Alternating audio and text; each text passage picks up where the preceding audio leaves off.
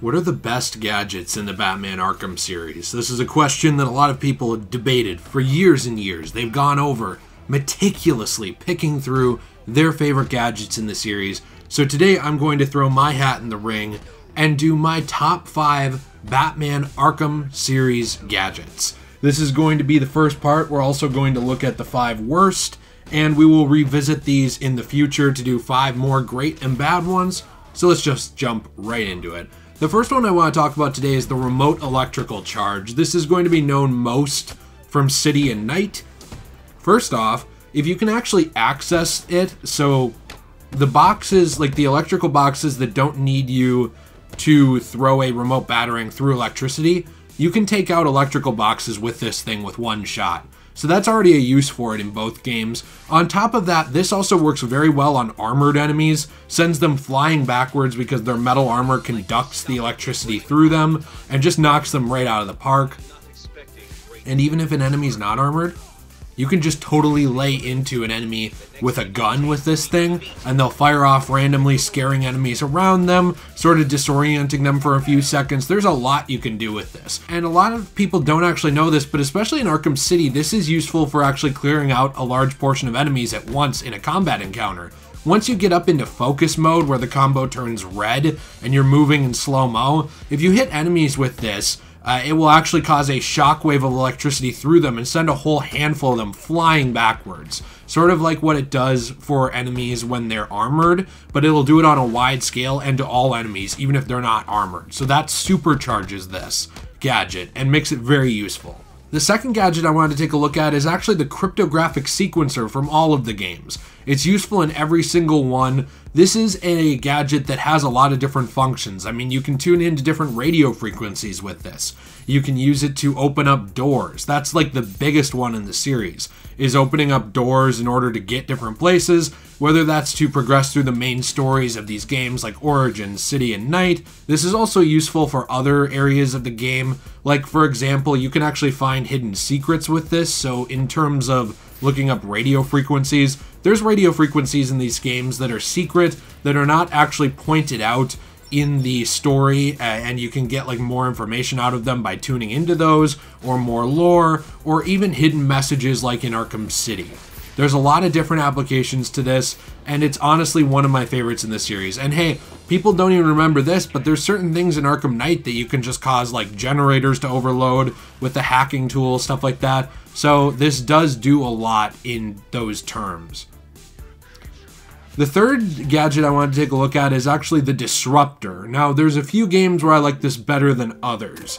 In Arkham Origins, I really think the Disruptor stand-in in that game is garbage. The fact is, it can miss, the shots fall off, sometimes they'll hit a little ledge in front of an enemy, sometimes they'll just, you know, hit nothing. That one's not what I'm talking about, but the Arkham Knight Disruptor is very useful. I would say it's even more useful than the Disruptor in Arkham City because it does recharge. It never really seems limited. It recharges fairly quickly, and it works on just such a wide variety of things. If an enemy is dropping mines on the ground, hit a mine, blow it up, take an enemy out. If an enemy is wearing a mine on their back, hit the mine, next time they put it down, boom, they're gone.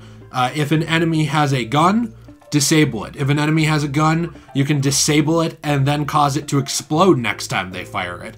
You can use it to take out mines on vantage points. There's so much you can do with the Disruptor in that game. And it really does make Predator encounters last a lot long. Like, it makes you last a lot longer in Predator encounters than you would without it, I believe.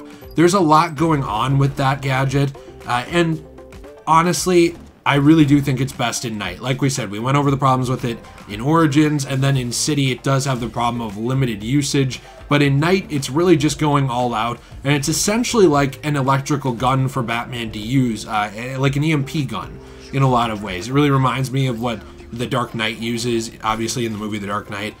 So it seems like it took some inspiration from that, but regardless, it's definitely a must-have for any Arkham player. The fourth gadget we're going to get to is an Arkham Origins exclusive gadget. It's one that went on to become other gadgets, but they were never as useful as it was in Arkham Origins. And I am talking about possibly the most OP gadget in the entire series, which is debated, but I think this might be it. That is the remote claw.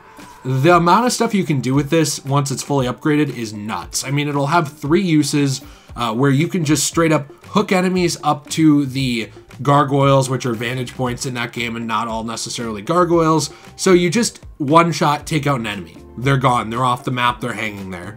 And it draws other enemies to that location. So that is one that's just crazy. And being able to use that on 3 different enemies in one encounter is a lot. I mean, that's an instant KO on 3 guys. So that's already just doing a ton. On top of that, you also have the fact that it can be used to tie 2 enemies together. So you target one, target the other. They slam together, knocks them both to the ground. It's like a dual Batarang in some ways, but it's a little different and more targeted and precise, I would say. And then there's also the fact that you can actually aim it up into, they're not vantage points, but they're essentially hook-on ledges in Arkham Origins, where you can attach it from one side to the other. So it's like a grappling hook, but it goes, it like does a zip line across the wall. It's sort of like what the line launcher becomes in some ways, but more targeted again, and you don't have to be up there. And then you can actually grapple up onto that and either choose to walk across it like a cable type rope, or you can actually slide and zip line along it. This does a lot to get you to different Riddler trophies and challenges, which are Enigma packets. They're not really Riddler trophies in this one.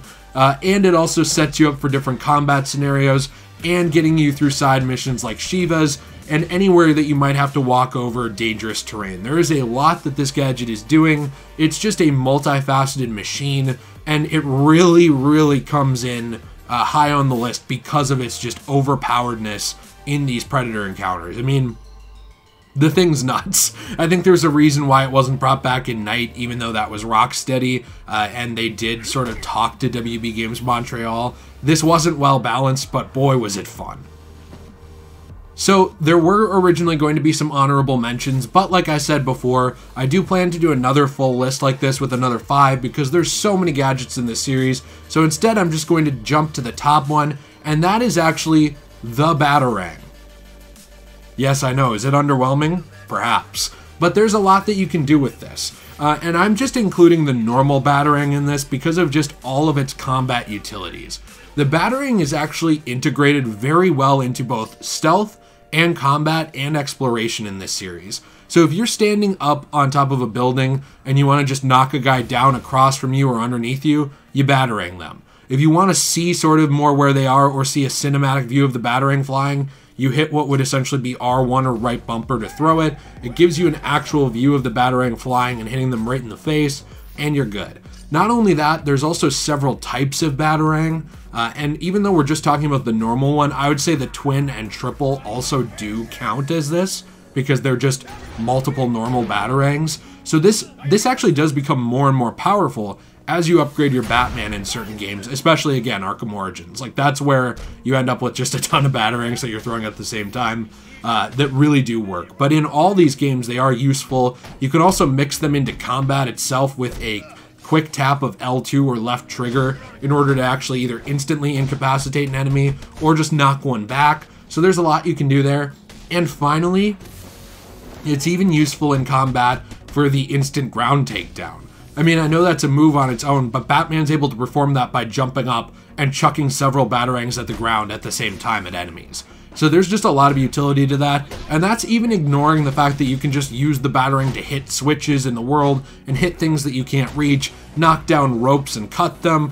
It just does so much. There's a reason why this has stuck around as a main Batman tool for so long, both in the comics and in the games and the movies. And one thing I will say in closing is that I do hope in the future that when we see another Batman game, whether it's Arkham or something else, because this is a moneymaker, it's not going anywhere. But when we do see another one, I do hope that eventually there is something sort of like Batman Begins, where you have a lighting system that Batman can take out with the Batarangs. We've seen the technology for this is definitely there. Lighting has come a long way in video games, especially something like Splinter Cell, where you can sort of shoot out every light in the world, for the most part, that actually affect the world. So I think that something like that would work very well with the Batarang with how useful it already is. But hey, this is my list of the top 5 Batman Arkham Series gadgets that I love, that I just think are insanely useful. What are your top 5? What gadgets do you love in this series? Did I leave any out? And what gadgets would you want to see in the next video? Also, what are your least favorite gadgets in the series? Because I'm going to be working on that as well. And hey, be sure to check out the links in the description below. There's a link to the Patreon where you can help support the channel if you'd like. There is the Twitter, the Instagram where I post as often as I can, and the Discord where we have a full community getting together talking every day. Appreciate and love all of you. We are over 30K now. Much love. And hey, thank you so much for making me a part of your life today. I'll see you in the next one. Have a great day. Peace.